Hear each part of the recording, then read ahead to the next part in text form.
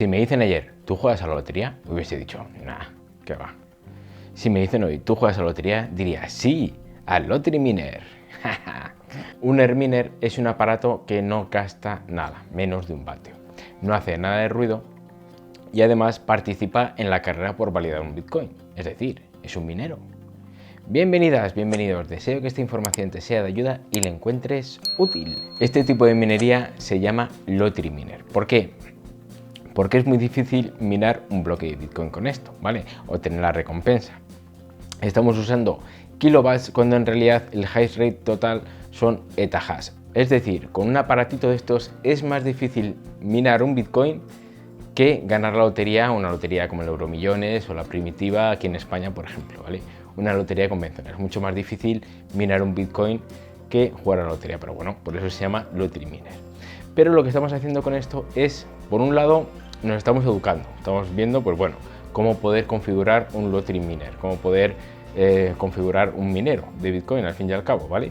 Y por otro lado nos estamos educando en el tema de la descentralización, o sea, estamos aportando nuestro pequeño granito de arena, ínfimo granito de arena a la descentralización. Pero quién sabe, igual conseguimos minar un bloque entero, 6,25 Bitcoin antes del halving. ¡Oh! Eso sería fantástico. Tenemos varias formas de conseguir estos aparatos. Una es comprando las piezas por separado y ensamblándolas en nuestra casa, y otra es lo que he hecho yo, comprarlo todo junto, ya ensamblado con este aparatito, y lo compramos en una página como por ejemplo nerminer.com. Te voy a dejar el enlace en la descripción, que a mí si haces alguna compra pues me llegará algo como de agradecimiento al canal, pues me vendría muy bien.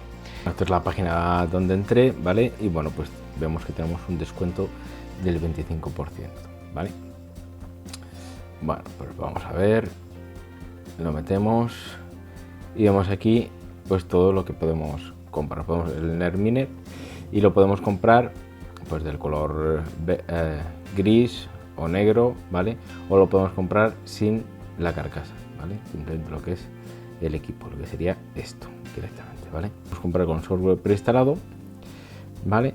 O sin el software y es instalarlo simplemente siguiendo tal, y podemos incluir también 30 centímetros. Si fuese sin instalar el software, pues ya veis que son 38. Software preinstalado serían 44, o sea, con la carcasa pues serían 50, ¿vale?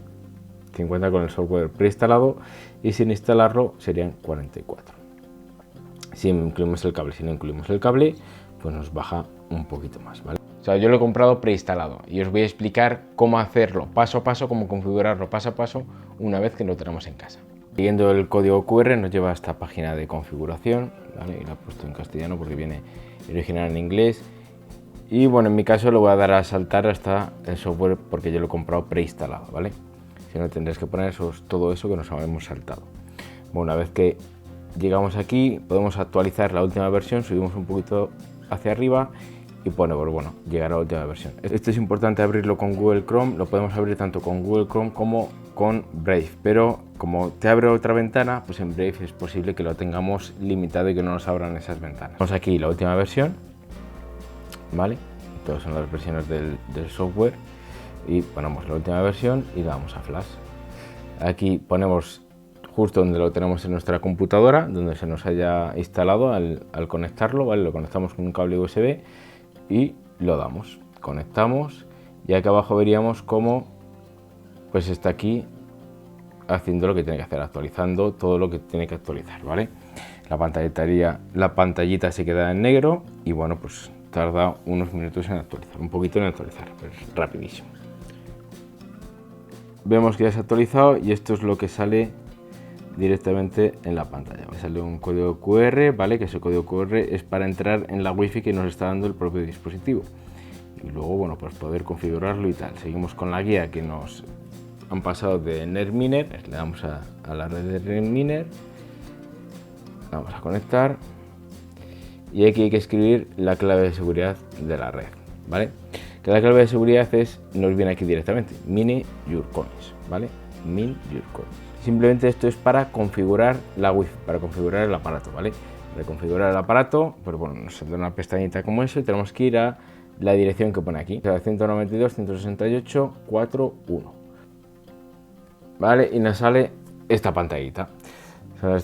Damos a configurar la Wi-Fi, abre esto de aquí. Entonces podemos elegir la red a la que queremos instalar. Yo, pues, por ejemplo, voy a entrar en esta red.